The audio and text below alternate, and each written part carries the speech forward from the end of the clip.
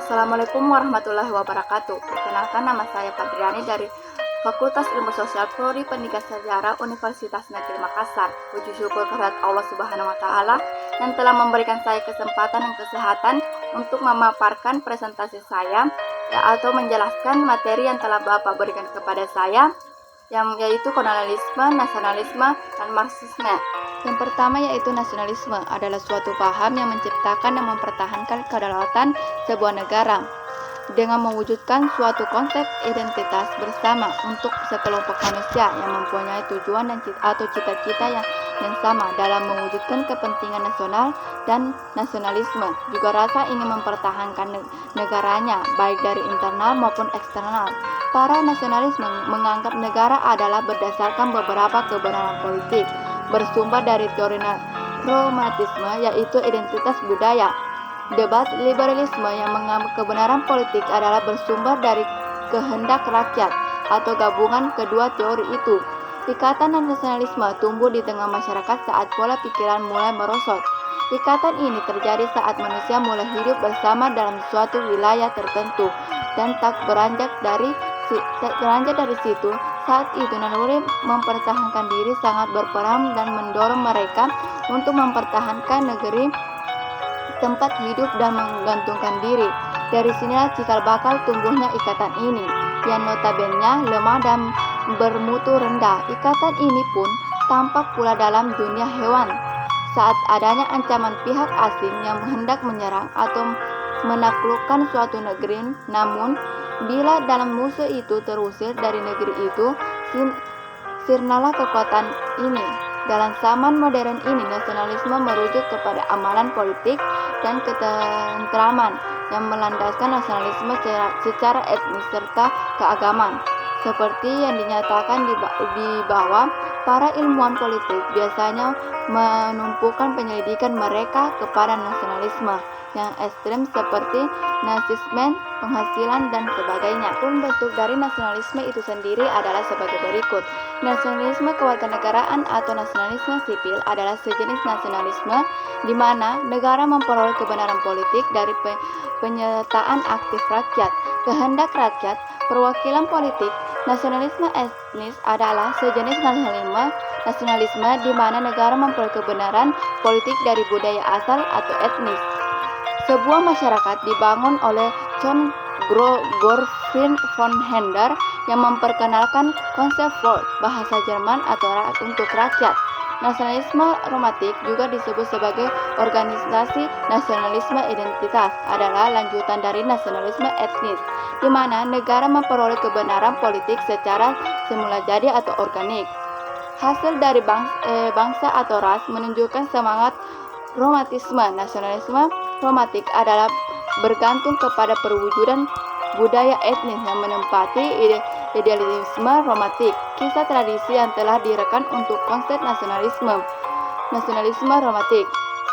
Nasionalisme budaya adalah sejenis nasionalisme di mana negara memperoleh kebenaran politik dari budaya bersama dan bukannya sifat keturunan seperti warna kulit, ras, dan sebagainya. Contoh yang terbaik ialah rakyat Tionghoa yang menganggap negara adalah berdasarkan kepada budaya. Unsur ras telah dibelakangkan di mana golongan macho serta ras-ras minoritas lainnya masih dianggap sebagai rakyat negara Tionghoa.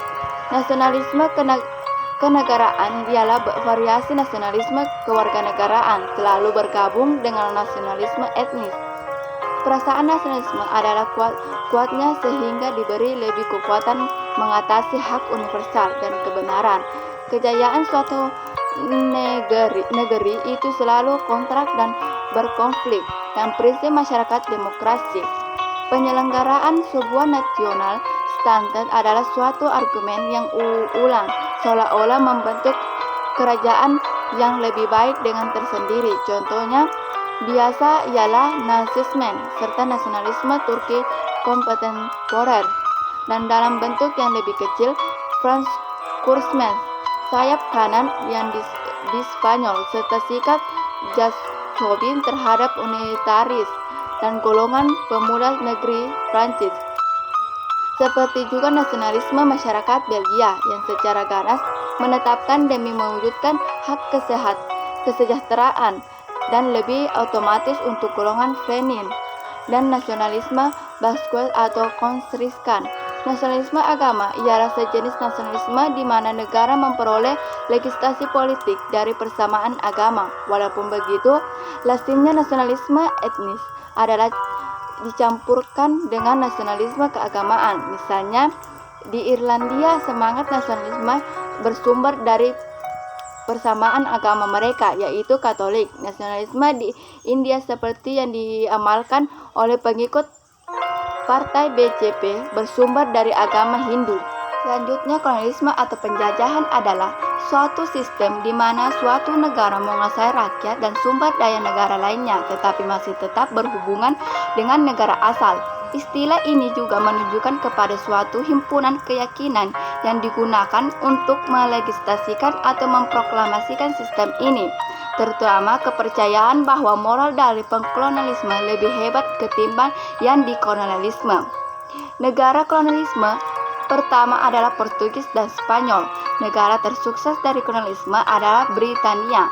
Penduduk dari kolonialisme berpendapat bahwa hukum kolonial mengutamakan negara yang dikolonialkan dengan mengembangkan infrastruktur ekonomi dan politik yang dibutuhkan untuk pemodernisasian dan demokrasi. Mereka juga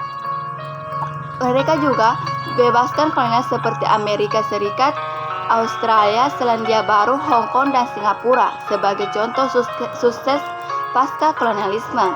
Penelitian ketergantungan seperti Andreas Burdenfeld berpendapat bahwa kolonialisme sebenarnya menunjukkan kepemindahan kekayaan dari daerah yang dikolonialisasikan ke daerah pengkolonisasian dan menghambat kesuksesan pengembangan ekonomi.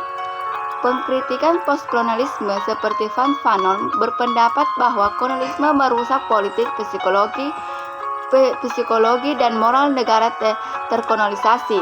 Penulisan dan politikus India Arundhati Roy berkata bahwa perbedaan antara pro dan kontra dari kolonialisme imperialisme adalah seperti mendebatkan pro dan kontra pemerkosaan.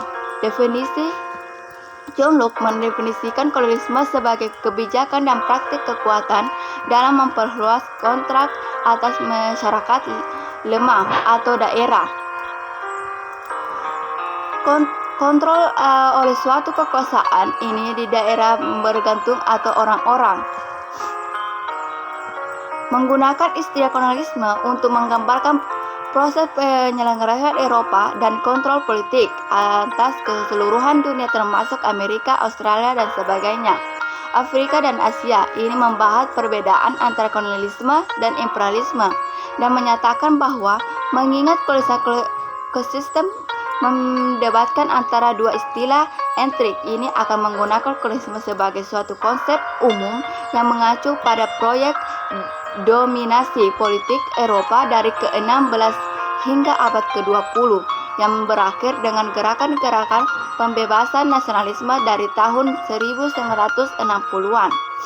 Kolonialisme adalah hubungan antara mayoritas atau pasca impor adat dan minoritas penyebab asing, keputusan fundamental yang mempengaruhi kehidupan masyarakat terjajah yang dibuat dan dilaksanakan oleh penguasa kolonialisme demi kepentingan yang sering didefinisikan dan sebuah metropolis yang jauh, menolak kompromi budaya dengan penduduk penjajah yakni superioritas mereka sendiri, dan mendadak mereka dihabiskan untuk memerintah. Selanjutnya yaitu Marxisme merupakan dasar teori komunikasi modern. Teori ini tertuang dalam buku Manifesto Komunis yang dibuat oleh Marx dan Friedrich Engels. Marxisme merupakan bentuk protes Marx terhadap paham kapitalisme. Ia menganggap bahwa kaum kapitalis mengumpulkan uang dengan mengorbankan kaum proletar. Kondisi kaum proletar sangat menyedihkan karena dipaksa bekerja berjam-jam dengan upah minimum, sementara hasil pekerjaan mereka hanya dinikmati oleh kaum kapitalis. banyak kaum proletar yang harus hidup di daerah pinggiran dan kumuh. Marx berpendapat bahwa masalah ini timbul karena adanya kepemilikan pribadi dan penguasaan kekayaan yang didominasi orang-orang kaya untuk menyejahterakan kaum proletar. Marx berpendapat bahwa paham kapitalisme perlu diganti dengan paham komunisme. Bila kondisi ini terus dibiarkan, menurut Marx, kaum proletar akan memberontak dan menuntut keadilan. Inilah dasar dari Marxisme. Dalam mengemukakan teori ini, Marx sangat dipengaruhi oleh Hegel. Bahkan sampai saat ini pun, kalangan Marx masih menggunakan terminologi Hegel.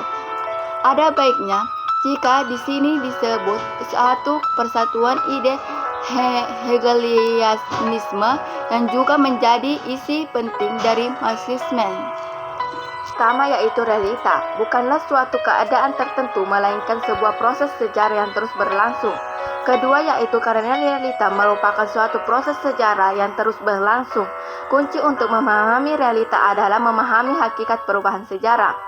Ketiga yaitu perubahan sejarah tidak bersifat acak, melainkan mengikuti suatu hukum yang dapat ditemukan. Yang kelima yaitu hukum perubahan. Itu adalah eletika, yakni pola gerakan triadik yang terus berulang antara tensis, atensis, dan sintesis.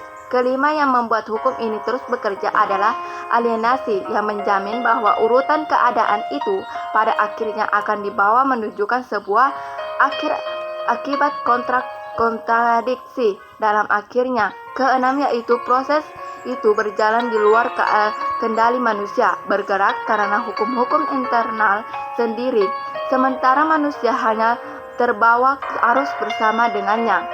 Ketujuh yaitu proses itu akan terus berlangsung sampai tercapainya suatu situasi di mana semua kontradiksi internal suatu terselesaikan.